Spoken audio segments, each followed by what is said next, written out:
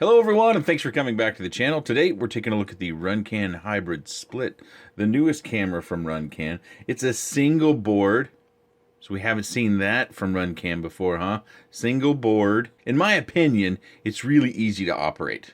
Now the one part that isn't easy to operate is if you want to change the FPV camera and its settings. So you've got two options there. You can follow the wiring diagram, and which RunCam does a very nice job with their diagram on the instruction manual for the hybrid, and you can wire up camera controls to your flight controller, or you can put down a pigtail, which is what I did, and I will be showing those settings later on. I'm trying to locate the pads here again. I did finally find them. They're right here, and I just took a little 1S adapter I had, soldered them on there, and then I used a camera control, which does not come with it. So you're going to need to have one of those on your own.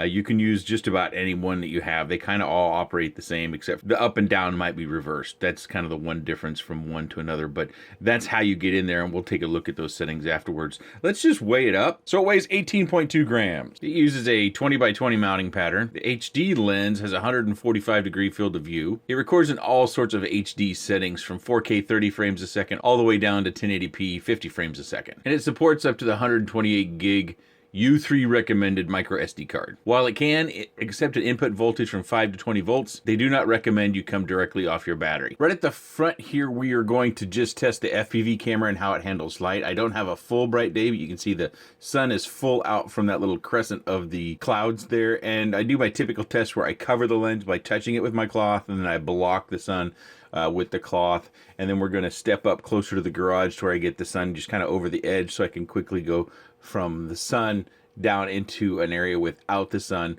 That way you can see how it adjusts in those three different scenarios, because those seem to be the three main ones we're looking at when it comes to light handling. Let's take a look at our higher definition footage. So we're going to take off and just go on the cruise. This is the footage that you would be reviewing after you get your quad back, so this is not how it appears in the goggles. I've already shown you that. And I do have a fair breeze. Even though I have it on a fairly beefy micro, the breeze does seem to make it bounce around a little bit. So that is not the camera or a loose sensor in the camera, that is the quad itself.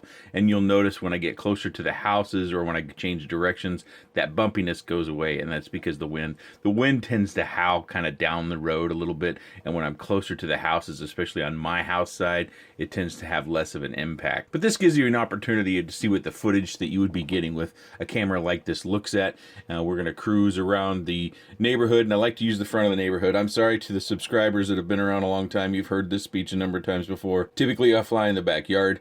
The backyard does not present a good space for looking at these cameras, just because there's not much of a variable back there.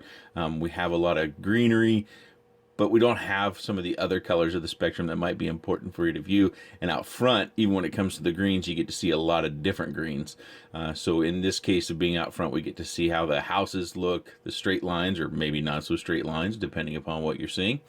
Different colors of cars, which is also handy. I really like the fact that we have cars that are red and darker colored and white and silver out in the yard. And you get to see more of the sky too. The sky seems to be footage that most people do want to see, because, you know, we fly. We don't look at the ground. I mean, I don't think too many people would race with something like this. I know there are methods that you guys suggested in the last couple of videos as far as measuring latency, but this has two different cameras, so you're not going to notice a latency. It's basically an FPV camera and an HD camera meshed together into one housing. So if you're worried about latency and you want to get high definition footage without adding a GoPro or similar sort of action camera to your quad, these are the best ways to go. They actually offer you the best FPV view as well. When you get into those all-in-one HD and FPV, they're just cropping things way down in order to be able to show you that analog signal, which it still hasn't improved much. It didn't matter what vendor you're looking at. Those FPV views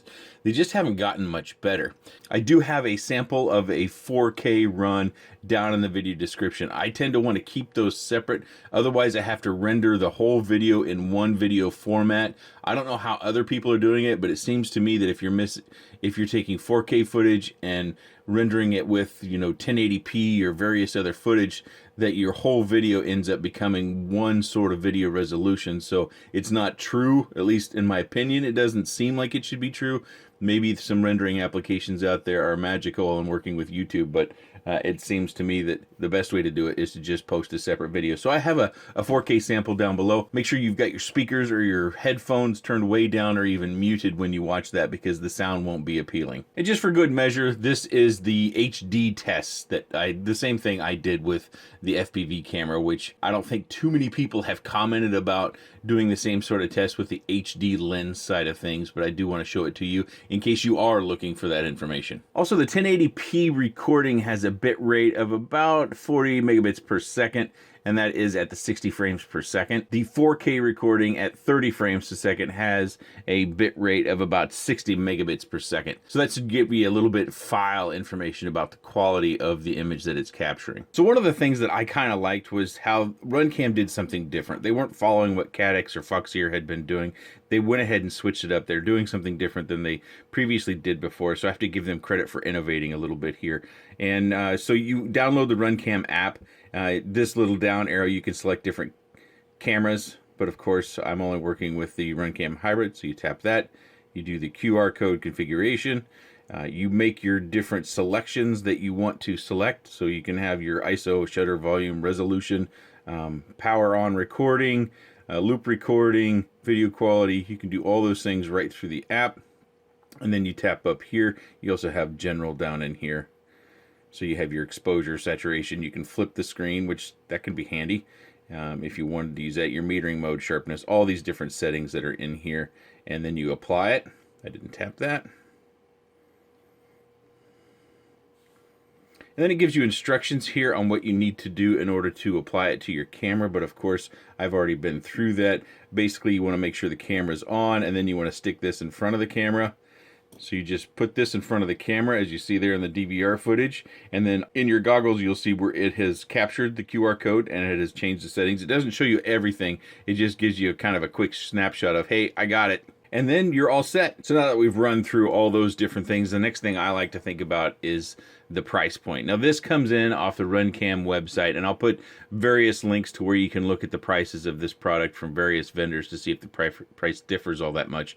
But RunCam is listing this at $99.99. Whereas its competitor, its primary competitor at this point, is the Caddx Tarsier, is coming in around the mid $70. So this one is $25 more, but I would say also that you need to brace your wallet for the fact that Caddx has the V2 coming out of the Tarsier. So I don't know what price point that's going to come out at. I saw one listing for it already, which I don't think it's available yet because I actually have a Tarsier V2, but I don't believe it's launching retail just yet. Maybe it just did. I see a listing here on Ready-Made RC of all places for almost $90. So, you know, price point's going to be about $10 apart.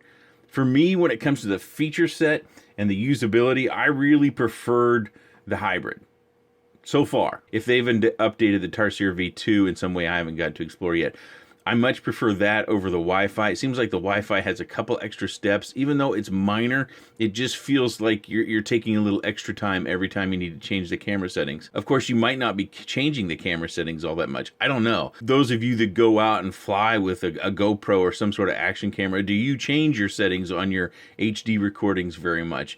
It seems to me that you might change your FPV camera more, because it's going to be most important that you see, but maybe you're changing both cameras quite a bit.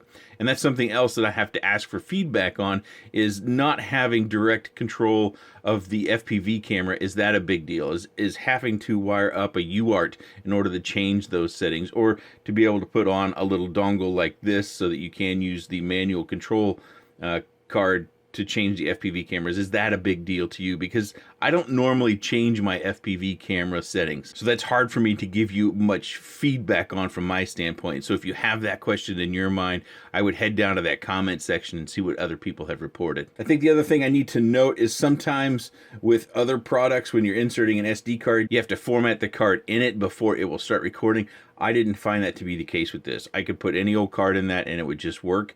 Of course, I was using high-speed cards in all cases, because if you're going to try to record in 4K, you need to have a high-speed card in order to make sure that recording doesn't get stuttery on the way onto the card, rather than you know, using a lower grade or low quality or a lower speed card that it can't write nearly as fast. So that's a factor that you need to be aware of, is you might need to spend a little bit more on your micro SD card if you're using some older cards. If you have any comments, questions, suggestions, or otherwise, please let me know in the section down below. I appreciate your time, and thanks for watching.